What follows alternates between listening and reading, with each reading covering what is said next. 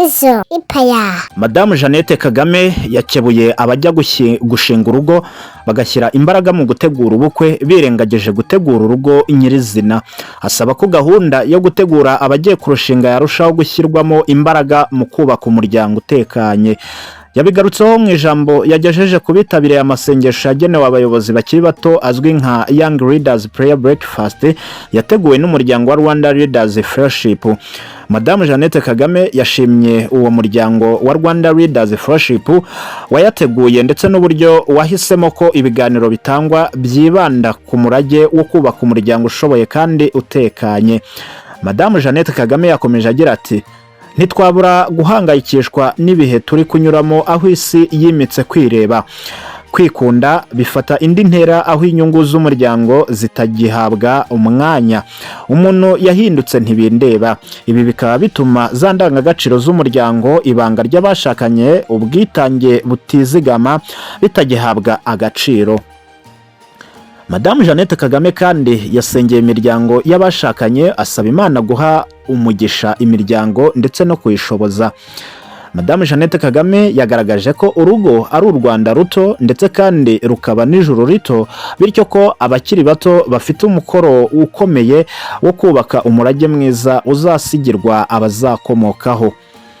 Madamu Jeannette Kagame yerekanye ko zimwe mu mpamvu zituma urugo rusenyuka vuba hari ubwo usanga bamwe bashyira imbaraga mu gutegura ubukwe kurusha gutegura urugo rwabo. Yakomeje agira ati: mukwiye kumenya ko kubaka urugo ari ingenzi aho gushyira ubushobozi bwose mu gutegura ubukwe. Abarushinga bakwiye kwibaza bimwe muri ibi bibazo, aho bagomba kwibaza: ese tugiye kubana kubera urukundo cyangwa ni igitutu cy'urungano n'imiryango? Ese ukubera ko mugenzi wanjye atwite? Ese ni impamvu y'ubushobozi mutezeho? Ese dukwiye gushishoza ku mpamvu nyakuri zo kubaka urugo? Ibi ni ibibazo rero yavuze ko abantu bari bakwiye kuba bakibaza mbere yo kubanza gushinga urugo cyangwa se mbere yo gukora ubukwe. Yasabye abakiri bato guhindura imitekerereze nk'abantu basobanutse kandi biyemeje guhindura u Rwanda. Abibutsa ko rwanyuze mu mateka mabi ariko ko bafite inshingano zo gusigasira ibyo rumaze kugeraho. Yakomeje agira ati: muragijwe inshingano zo gusigasira ibyo abakuru banyu badutabaye barwaniye. Mukomeze imihigo yo kuba intangarugero mu ngo zanyu, mutibagiwe n'inshingano zanyu z'akazi kugira ngo mukabye inzozi z'abatubanjirije.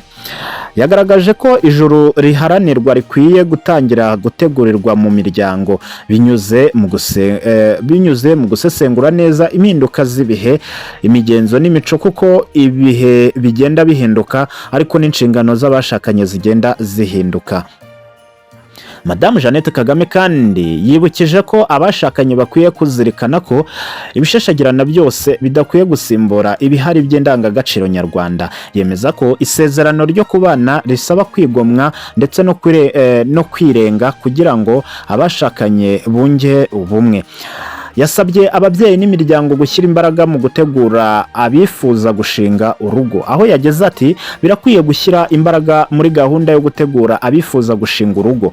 Ababyeyi n'imiryango bagomba kuba hafi abana babo hato tutazasanga twaratezutse ku nshingano zacu zo kurerera igihugu ndetse no kwita ku nshingano z'umuryango.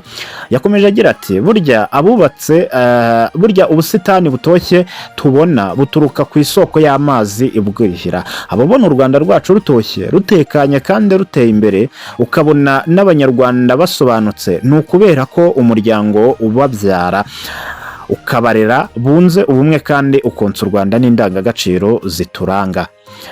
Umuyobozi mukuru w'umuryango wa Rwanda Leaders Fellowship utegura aya masengesho, bakaba bamwita Moses Ndahiro, yavuze ko amasengesho yo gusengera igihugu azwi nka National Prayer Breakfast amaze imyaka 30 akorwa, kuko aya mbere yabaye mu mwaka w'1995. Yagaragaje ko urugendo rw'imyaka 30 rwaranzwe n'ibikorwa byiza byo gusengera igihugu ndetse no kungurana ubumenyi mu ngeri zitandukanye. umukozi mukuru muri komisiyo ya Loni ishinzwe ubukungu muri Afurika bakaba bamwita Pasiteri Didier Habimana yavuze ko umuryango ari wo shingiro ryo kubaka igihugu kandi ko ari umurage mwiza. Yagize ati umuryango nujya hamwe n'isi izajya hamwe. Babajije umubikira Mama Teresa w'i Calcutta icyo yakora ngo ahindure isi, yahise asubiza ngo niba ushaka guhindura isi genda ukunde umuryango wawe. Kubaka umuryango utekanye ni umurage wasigira abazagukomokaho. Yavuze ko kandi nta mpamvu n'imwe yatuma twemera ko ibiyobyabwenge ndetse n'ubusinzi buganza ubuzima bwacu na gahunda zacu za buri munsi. Abitabiriye ayo masengesho basangijwe ubuhamya bwa bamwe mu bubatse ingo by'umwihariko izitaramara igihe kinini. Ni ubuhamya bwatanzwe na Pasiteri Lambert Bariho ndetse na Nadine Umutoni Gatsinzi n'umuryango w'umuhanzi Dr Thomas Muyombo uzwi nka Tom Close ndetse na madamu we Tricia Niyonshuti. Tom Close ndetse n'umugore we Tricia bagarutse ku byabafashije mu myaka 12 bamaze bubatse.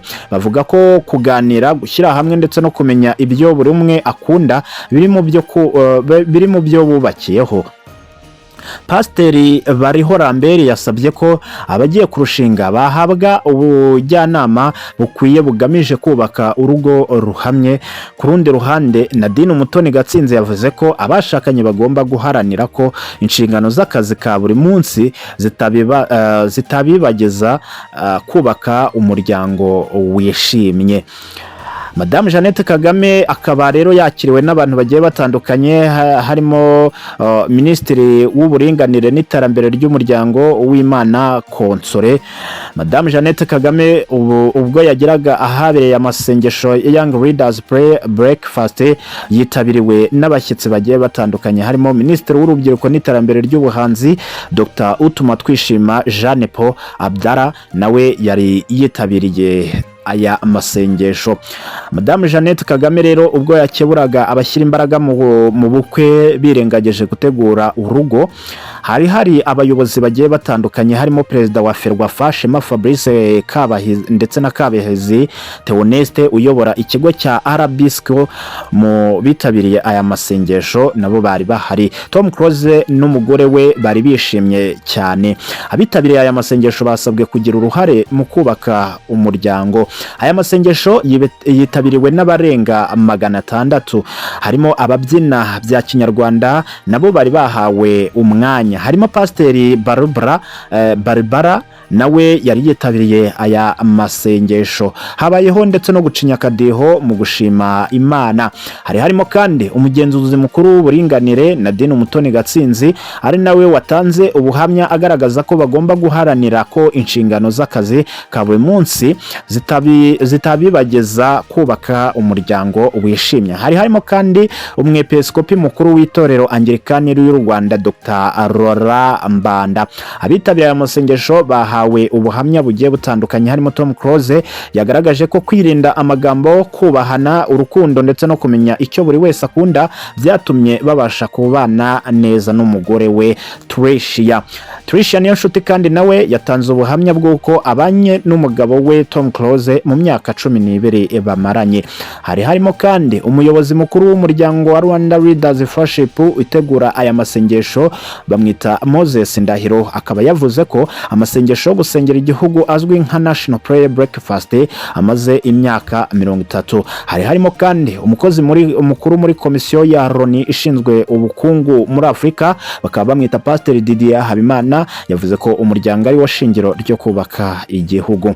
Harimo uwitwa Pasiteri Bariho Lambert yasabye ko abagiye kurushinga bahabwa ubujyanama bukwiye bugamije kubaka urugo ruhamye. Saba gusa kubera ko nakubwiye ko harimo Rurambanda Dr niwe wanasenze isengesho ryo gusoza anasabira umugisha abitabiriye Young Leaders Prayer Breakfast. Reka mbashimire cyane rero mwe tubana mu biganiro byose bitambuka hano kuri Kizo Empire. Mbibutse ko muri kumwe nanjye Kizo nk'ibisanzwe. Reka twongere duhurire n'ubundi mu zindi nkuru zikurikira.